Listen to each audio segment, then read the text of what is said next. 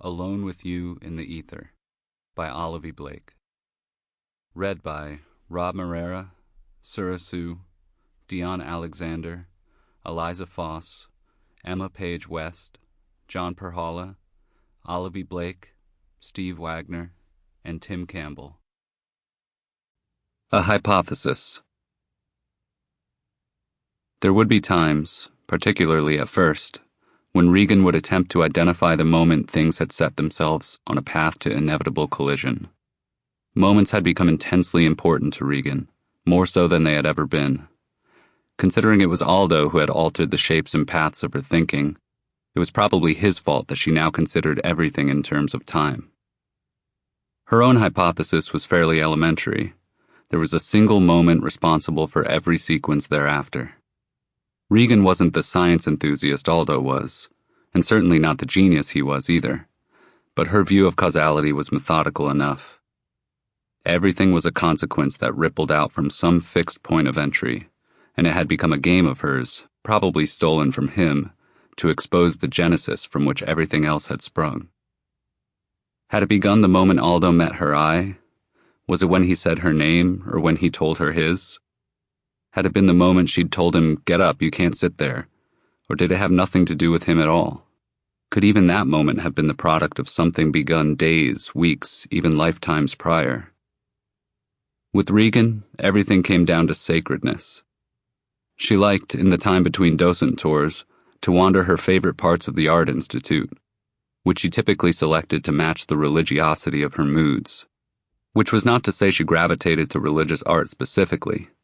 More often she aimed to match her private longings with the God, who was sometimes capital G God, but not always, being worshipped through a polished frame. In early Catholic paintings, she looked for awe. In modern work, for sleekness. In contemporary, the vibrancy of dislocation. Deities themselves had changed over time, but the act of devotion had not. That was the torment of it, of art, and the perpetual idolatry of its creation. For every sensation Regan could conjure, there was an artist who had beautifully suffered the same. The wandering was a foregone conclusion, a constant, as Aldo would say. But the armory, that day, was not. When Regan had chosen to visit the armory in the past, it had been because it stood for the sacredness of purpose. There was no frivolity here. Instead, there was the irony of peace.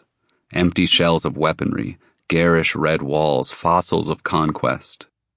It reminded her of a time when people still committed their violence eye to eye, which gave her a paradoxical sense of gratification. It was intimate because it was not. It was religious because it was not.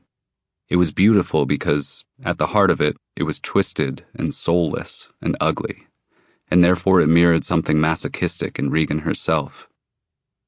Her choice of the armory that day implied significance.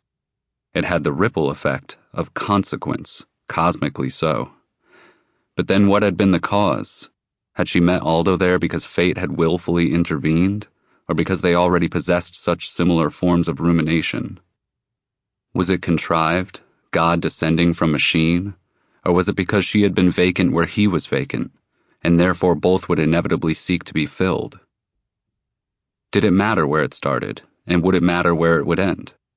Either yes, it mattered very much, because everything was a consequence of something, and therefore what became of them was somehow predetermined, or no, it did not matter at all, because beginnings and endings were not as important as the moments that could have happened, or the outcomes that might have been. Either it was everything to know the whole story, to look back and see the shape of it while standing along its periphery, or it was nothing, because things in their entirety were less fragile and therefore less beautiful than the pieces within the frame. By the end, Regan would know the answer. Having turned a corner from where she'd been, she would come to recognize that it was less a question of when everything had happened, and more a surrendering to when there had been no turning back. It was always a matter of time in the end, just as it had been in the beginning. Because for once, in a moment that was either everything or nothing, there would be someone else in Regan's universe, and from there, everything would be as it was, only very slightly different. Part 1. Before. Sample complete. Ready to continue?